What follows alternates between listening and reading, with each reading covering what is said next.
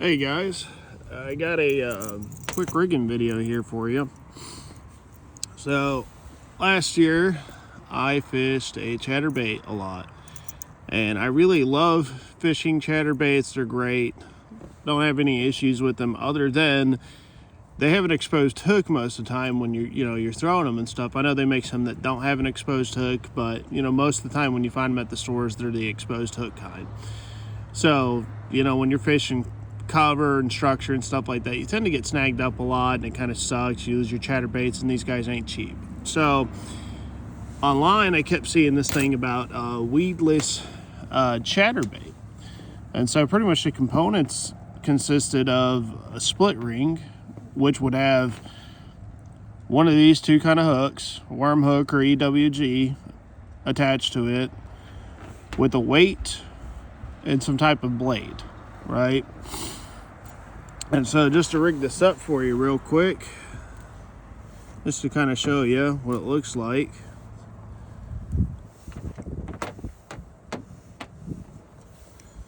Take that old split ring.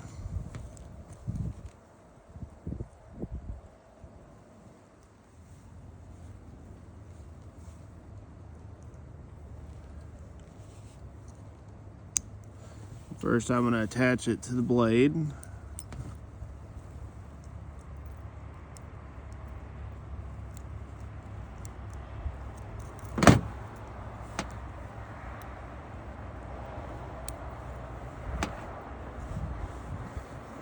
This stuff can be a little tedious. So now we got that on. Next, I'm going to add a weight.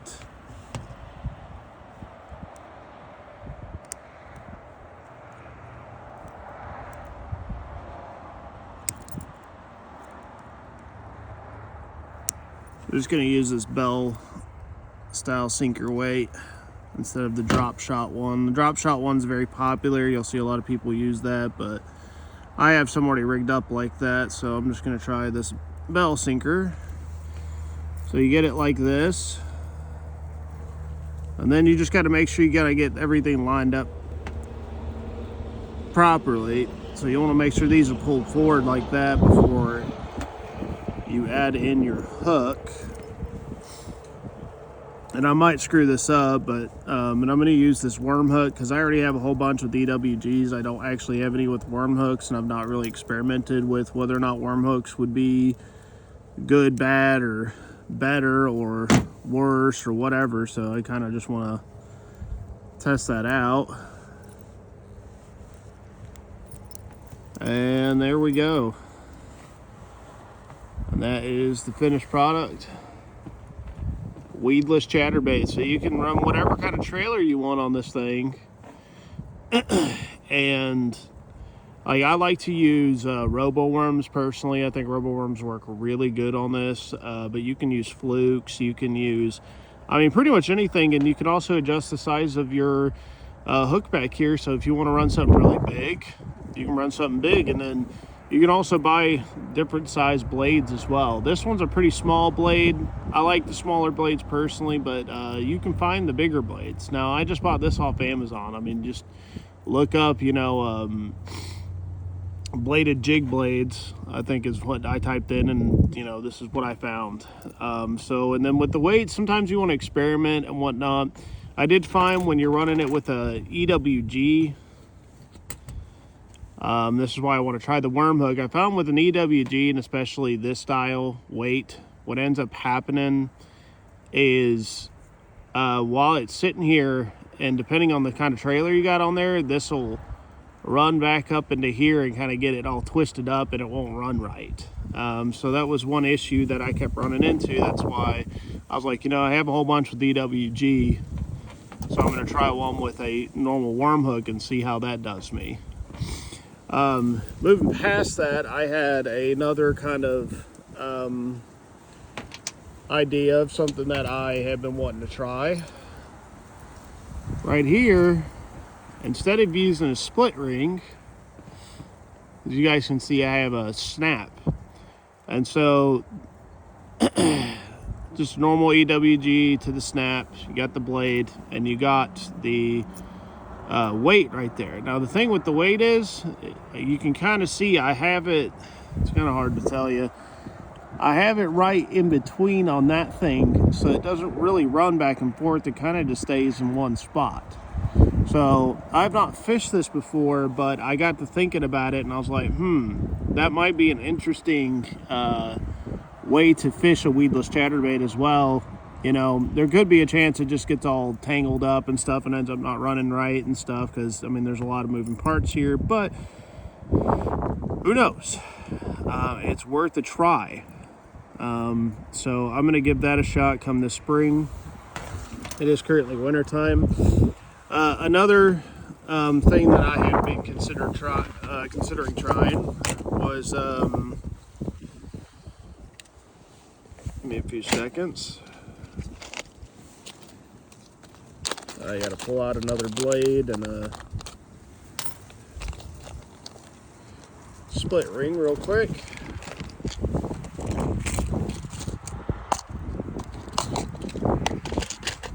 Should have had it out before I started the video, but you know how it goes.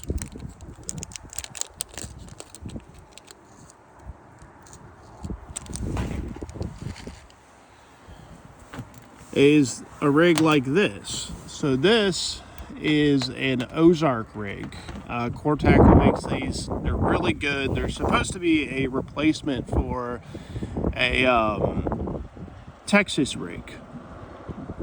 So you just run this and the weight's built in, and the way that the weight's distributed and stuff, it makes, you know, if you're just fishing it just like this, you know, with none of what I'm talking about here with the modifications, you know, it fishes really good and it kind of falls in a way that's really interesting. And I've gotten quite a few bites on this stuff, but I kind of got to thinking with the way the weight is distributed on here is actually quite interesting. So I got to thinking, okay, let me go ahead and rig this up.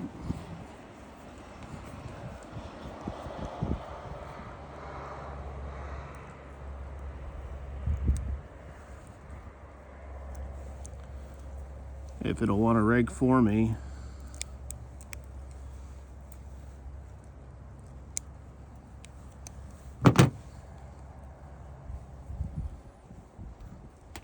Nope.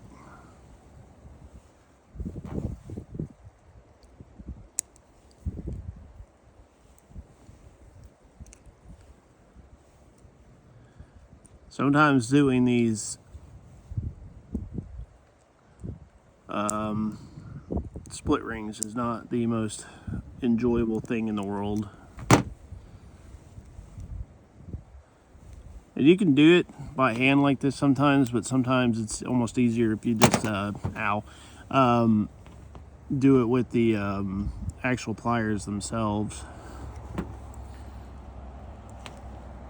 And now we're going to add in this blade. See, I've not fished something like this before, but I'm thinking this actually might be a killer rig. Now, I know like a lot of people haven't really talked about fishing this rig all that much and stuff, and it's kind of like, I don't know, so I've had some people, even my buddy, thought it was kind of gimmicky, these type of rigs and stuff like this Weedless Chatterbait style rig. Honestly, last year I caught on my this style rig, this one with EWG, obviously not this worm hook because I've not fished this style, but this right here, I had caught a 6-pound bass on it, several really good 4-pound bass on it, as well as a muskie on this rig. I mean, this rig, I was actually kind of shocked because, you know, I thought, does it really work? You know, I've seen it online a few times and stuff. I mean, it's not a new concept, but not a lot of people fish them from what I've seen. But I was like, you know, man, I'm going to give this a shot. It's kind of cool. It's kind of interesting. And I fish a lot of structure, a lot of laydowns, a lot of stuff like that. You know, maybe this is, the thing to go to and stuff. And I honestly had more luck on this thing than I did for bigger fish, at least. Then I did a lot of other stuff last year. I mean, it was honestly pretty insane how good I was having luck with this thing. So, you know, as gimmicky as they kind of look, they really do function and work quite well, and they catch fish. I mean, plain and simple, they catch fish.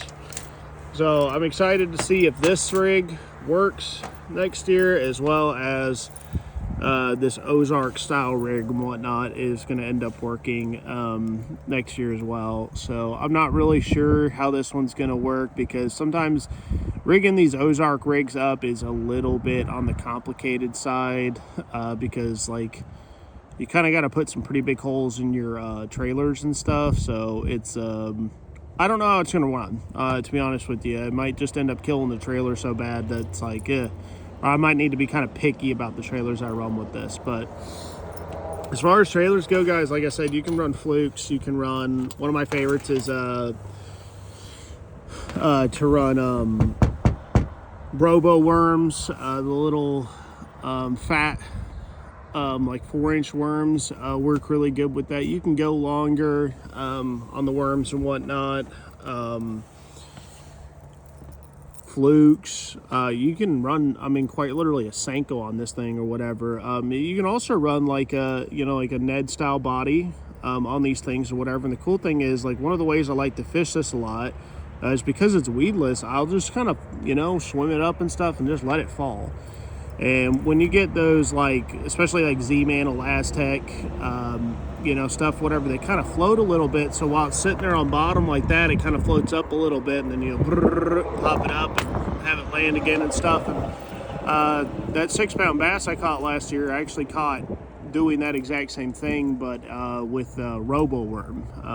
And so, I mean, it's a really cool rig, guys, and I definitely say that you guys should give this rig a shot. It's pretty simple to put together. Like I said, these are the components you need, and then it really helps if you have one of these. But you know, if you have your normal fishing style pliers with the split ring things on them and stuff, you might be able to do it. It's just not as easy, in my opinion, as getting one of these guys. And I mean, they're pretty cheap, so I've had this thing for 5 or 6 years. So definitely give it a shot, guys. Let me know what you guys think, and I'll catch you guys on the next one.